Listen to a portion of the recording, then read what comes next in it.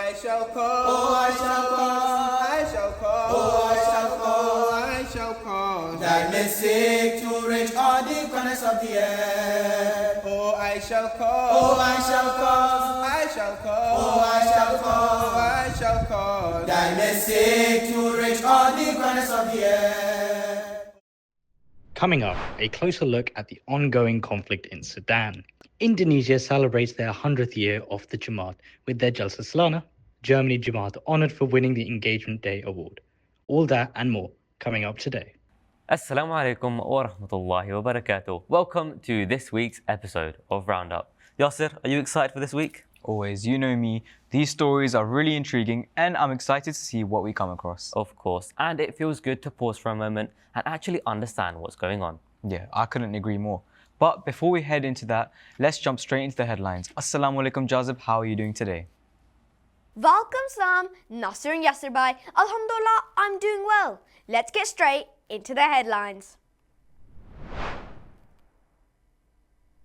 Australia has officially enforced the under-16 social media ban. Apps like TikTok, Instagram, Snapchat, YouTube and Reddit have deactivated accounts or could face fines up to $33 million. The government says it's to protect young people from bullying, addiction and harmful content. But critics and even Reddit say the ban goes too far and could hurt teens who rely on online communities. Thailand and Cambodia's border is facing serious unrest, with both sides accusing each other of occupying disputed areas. Thousands of civilians have had to flee their homes as attacks are targeting livelihood, leaving towns completely deserted. Thailand's foreign minister says he sees no potential for negotiation, warning that the situation could further escalate. The United Nations Human Rights Office is operating in survival mode due to major funding cuts from its member states. Over 300 jobs have been cut and investigative missions have had to be paused. The cuts come at a difficult time, affecting humanitarian needs in conflict zones such as Gaza, Ukraine and Sudan.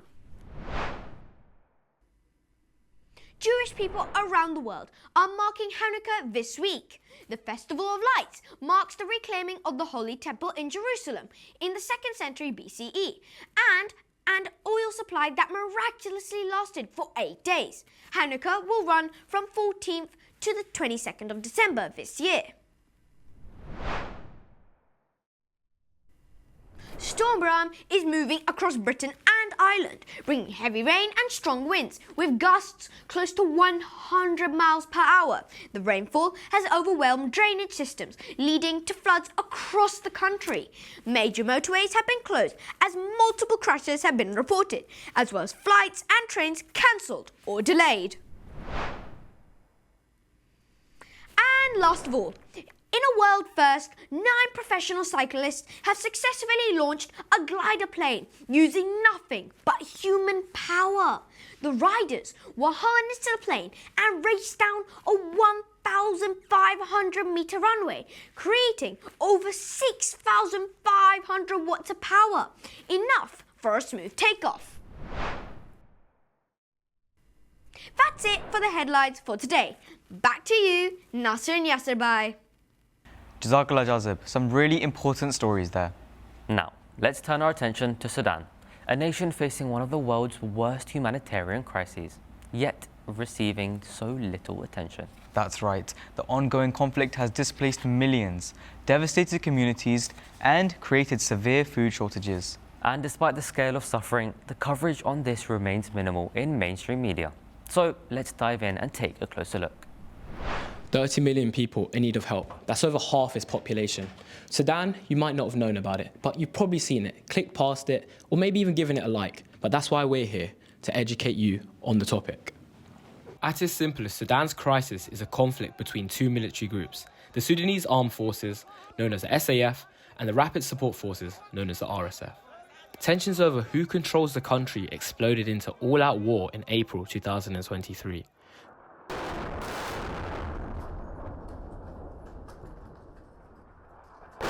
Khartoum turned into a battlefield overnight.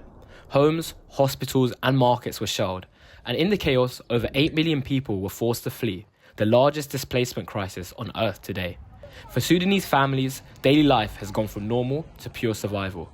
Over the past year, what began as a power struggle has become one of the world's worst humanitarian crises. But what's happening in Sudan isn't just another headline. It's a war that's torn the nation apart and pushed millions to the edge of survival. Food is running out. Entire regions are cut off by fighting, and up to 80% of hospitals in conflict zones are no longer functioning. At least 18 million people are facing severe hunger, including children already dying of malnutrition.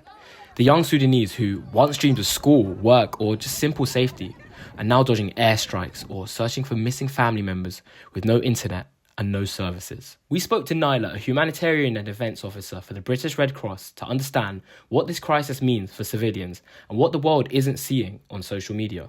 Obviously, the RSF and the SAF, they have a lot of history leading to the conflict, but it's basically a power struggle. So they're both trying to fight over who's in charge of the country and who's in charge of the role, who takes the role of the government, basically. What are the biggest challenges aid workers face trying to reach people? Since the RSF isn't really targeting combatants and soldiers, they're targeting infrastructure, civilian infrastructure, so hospitals, clinics, schools. So they basically block these areas. So it's very difficult for humanitarian aid or workers to go in and help these people because they're afraid for their own lives, as well as the civilians that are in there. So it's very difficult. It's a very difficult situation. Why is Sudan's crisis not getting as much attention as others around the world? As I mentioned before, the RSF is targeting civilian infrastructure, so it's very difficult for the media to go in. It's also very difficult for the civilians to document what they're going through. A lot of what we're seeing that's coming out of Sudan is from the RSF themselves.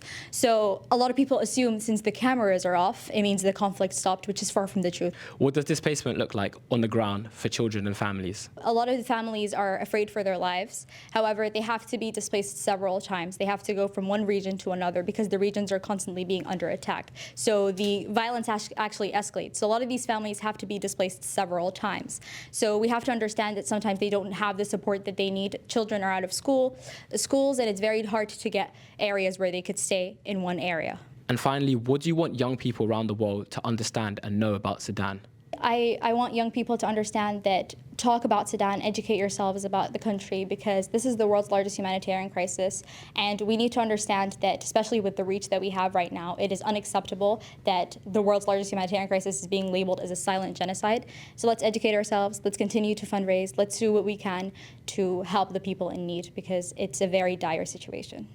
But behind every story you see online is a potential life and a potential family changed forever. Let's stay up to date with all verified accounts and groups to support all humanitarian crises. And let's stop Sudan from becoming a forgotten crisis. Jazakallah for that powerful insight. It's a genuine reminder of how important it is for us to stay informed, even when the world isn't watching. See, awareness is the first step towards compassion, support, and action. Exactly. And as a community, simply acknowledging the struggles of our brothers and sisters in Sudan and across the globe is the least we can do. Jazakallah for that report. Let's continue praying for those suffering in Sudan and across the globe. Next, we will be taking a look at Hazur's guidance this week with a short summary of the recent Friday sermon. Beloved Hazur Ahidullah Ta'ala bin Nasr al-Aziz began today's Friday sermon with an important Quranic teaching. Call unto the way of thy Lord with wisdom and goodly exhortation, and argue with them in a way that is best. Surely thy Lord knows best who has strayed from his way, and he knows who are rightly guided. The Holy Quran, chapter 16, verse 126. Hazur Ahidullah Ta'ala bin Nasr al-Aziz explained that this is the foundation of how Muslims should share their faith, whether in person or online. Hazur Ahidullah Ta'ala bin Nasr al-Aziz said that because of social media, many people think that tabligh has become easy, but simply posting, commenting, or debating online isn't enough. Real success comes when we speak respectfully, calmly, and with proper knowledge. If we don't follow this etiquette, we can actually push people away and give opponents a chance to raise their false allegations. Hazur Ahidullah Ta'ala bin Nasr al-Aziz reminded us that some people become disappointed when others don't immediately accept their arguments. But there's no need to feel discouraged. Islam's teachings are powerful and supported by clear evidence. Sometimes the issue isn't the message, it's how we deliver it. The promised Messiah alayhi salam taught that doing tabligh properly requires more than just speaking the language. It requires deep study, knowing the answers to common questions, and most importantly, a personal connection with Allah. Without this spiritual foundation, our words lose impact. For teenagers today, this advice is especially relevant. It means don't rely on TikTok debates or quick quotes. Take time to understand your faith, ask questions, read, and strengthen your own morals. Your personal example, your honesty, kindness, and respect is often more powerful than any argument. Hazur Ahidullah Talib bin Nasr al-Aziz also explained that the real jihad today isn't with weapons, it's the jihad of the pen and the message. Sharing Islam wisely, compassionately, and intelligently is the way to change hearts. Finally, Hazur Ahidullah Talib bin Nasr al-Aziz emphasized that our words must always match our actions. When we preach goodness but don't live it, people turn away. But when our character reflects Islam's teachings, our tabligh becomes sincere and effective. Key takeaways for teens. Use wisdom and kindness. Good character makes a message stronger than arguments. Learn your faith properly. Don't rely on quick social media clips. Build real understanding. Your actions preach louder than words. Be the kind of person whose behavior reflects Islam. Jazakallah for that summary. Don't forget, you can watch the full Friday sermon, which is available on the MTA Online 1 YouTube channel, available in multiple languages. Up next, we honour a milestone for Jamaat Indonesia as they celebrate 100 years since the establishment of the community. That's right. And as they mark this milestone at their Jalsa Salana that was held last week. Let's travel around the world to Indonesia to get a taste of the Jalsa as they came together for inspiring lectures, brotherhood, and looking toward the future.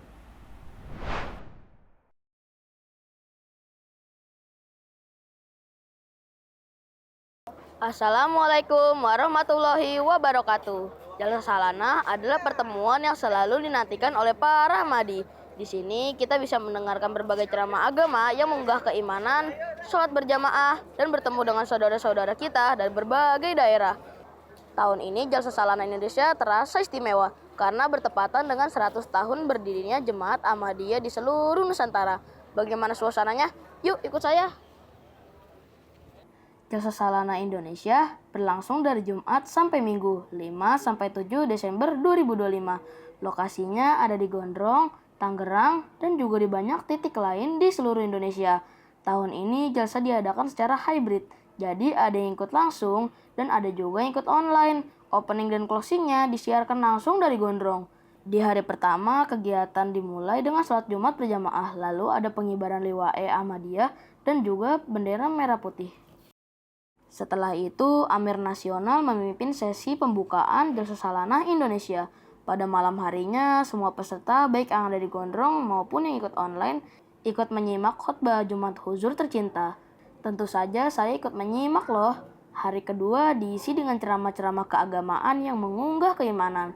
Tidak lupa ada sholat berjamaah, termasuk sholat tahajud berjamaah. Banyak anak dan remaja yang ikut, jadi bikin suasana Jalsa Salana semakin semarak. Oh iya, saya juga sempat bantu-bantu panitia memberikan air minum untuk peserta loh. Jalsa Salana selalu istimewa, tapi Jalsa tahun ini terasa berbeda. Pertama, karena tahun lalu Jalsa terpaksa ditunda akibat adanya penentangan dari beberapa kelompok. Makanya Jalsa tahun ini terasa seperti melepas rindu. Akhirnya bisa kumpul lagi. Dan yang kedua, tahun ini adalah puncak peringatan 100 tahun Jemaat Ahmadiyah Indonesia. Semua orang bangga dan bersyukur bisa menjadi bagian dari momen bersejarah ini. Assalamualaikum Pak Amir. Waalaikumsalam warahmatullahi wabarakatuh. Pak Amir, apa pesan huzur untuk Jalsa Salana Indonesia tahun 2025 ini? Alhamdulillah pada tahun ini Hazrat Khalifatul Masih memberikan kita pesan khusus kepada seluruh peserta Jalsa. Yang pertama tentunya seluruh peserta Jalsa harus menyimak dengan baik. Jadi yang penting buat anak-anak selama Jalsa ini jangan banyak bermain, tetapi saat acara-acara Jalsa banyak-banyak berdoa, berzikir, dan tentunya juga menyimak apa-apa yang disampaikan oleh para mubalik jemaat. Mulu Pamir. Itu dia suasana Jalsa Salana tahun 2025. Semoga tahun depan Jalsa bisa berjalan dengan lebih meriah, lebih aman, dan diikuti oleh lebih banyak teman-teman di seluruh Indonesia. Oh iya, saya juga ingin mengucapkan Jalsa Mubarak dan Mubarak untuk perayaan Tasyakur 100 tahun berdirinya Jemaat Ahmadiyya di Indonesia. Assalamualaikum warahmatullahi wabarakatuh. That was incredibly informative. Jazakallah for that. Yes, and very inspiring. Attending Jalsa Salana even once opens the door to a deeper understanding of faith and spirituality. It's amazing how gatherings like this can strengthen our sense of brotherhood and shape the way we connect with another and with God. And from celebrating 100 years of Jama'ah in Indonesia, we now head to Germany for a story highlighting dedication, service, and community spirit.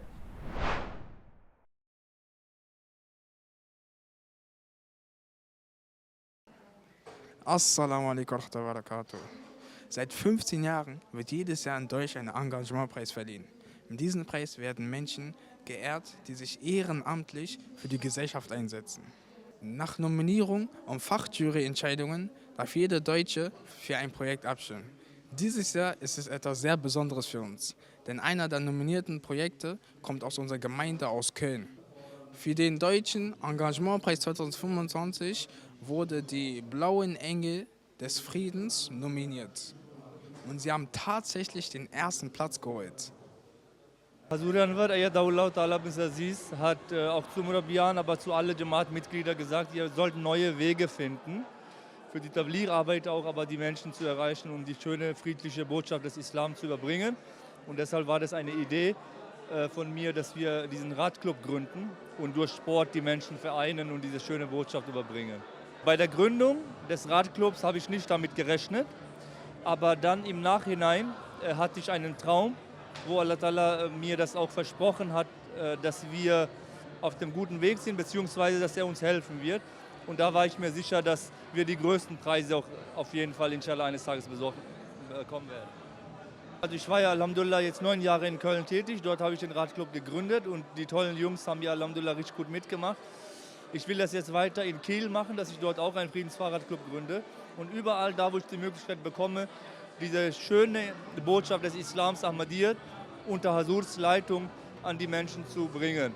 Und ich glaube, wenn wir das erreichen, gerade haben mich so viele Menschen darauf angesprochen und gesagt, so, wir brauchen das so dringend, dass Menschen miteinander reden und ihr macht das auf eine super Art und Weise durch Sport. Meine Reaktion, als die Ahmadiyya-Gemeinde gewonnen hat, den Publikumspreis gewonnen hat, war, ich habe mich wahnsinnig für sie gefreut. Ich kenne die Ahmadiyya-Gemeinde in Frankfurt am Main vom Tag der offenen Moschee, finde die Arbeit sehr wichtig, finde es ganz toll, wie sie rausgeht, auch über die muslimische Gemeinde hinaus und dass jetzt ich komme ursprünglich selbst aus dem Rheinland und auch, dass ein Kölner Projekt gewonnen hat, hat mich extra gefreut. Deswegen wirklich nochmal herzlichen Glückwunsch und meine Freude war riesig. Dass ein Teil des Preisgeldes an die Zweitplatzierten verschenkt wird und nochmal ein Charity Walk organisiert wird, war einfach totale Berührung wegen dieser Großzügigkeit, wegen dieser großzügigen Geste. Und ich glaube, das zeigt einfach nur, warum die Ahmadiyya-Gemeinde in Köln die verdienten Gewinner sind und warum es so wertig ist, dass wir alle zusammenarbeiten im Ehrenamt für eine bessere Welt. Der Imam hat das gesagt zum Thema Stadtbild, dass eben gezeigt wird, es gibt eine Bühne dafür, dass das Stadtbild schön und bunt ist. Das ist wahnsinnig wichtig, das baut Brücken, das schafft auch Wissen bei Leuten, die vielleicht Vorurteile und Berührungsängste haben. Das bringt einfach Menschen zusammen und ist deswegen wunderschön und so wichtig wie noch nie. Dass wir einfach alle Menschen sind und in Frieden miteinander leben müssen. Und ich finde, ihr habt das schön heute dargelegt, dass ihr euch dafür engagiert. Liebe Zuschauer, wir haben heute gesehen, dass selbstloses Engagement wertvoll ist und Menschen verbindet. Jazakallah, dass ihr dabei wart und bis zum nächsten Mal. Assalamu alaikum wa rahmatullahi wa barakatuh. Jazakallah. Such inspiring examples of how acts done with sincerity can create meaningful change. It reminds us how valuable service is in strengthening our societies. I absolutely agree. Their work is a powerful reminder that even small acts of kindness can have a huge impact. A very well done to them. And with that, it brings us to the end of this week's episode of RoundUp. We hope you enjoyed today's stories and features. And if you'd like to watch this episode again or catch up on any that you've missed, please head over to the MTA News channel on YouTube or visit the MTA app. You can also follow us on Instagram at RoundUpMTA for extra clips and daily news updates. And if you have any feedback or ideas for future stories, you can send them through the MTA app or email us at roundup@mta.tv. We will be back next week with more news and inspiring stories from around the world. But until then, Assalamu alaikum. I shall call, I shall call, I shall call, I shall call, I shall call. That may seek to reach all the corners of the earth. Oh, I shall call, I shall call, I shall call, I shall call, I shall call. That may seek to reach all the corners of the earth. Oh, I shall call, I shall call, I shall call, I shall call, I shall call. That may seek to reach all the corners of the earth.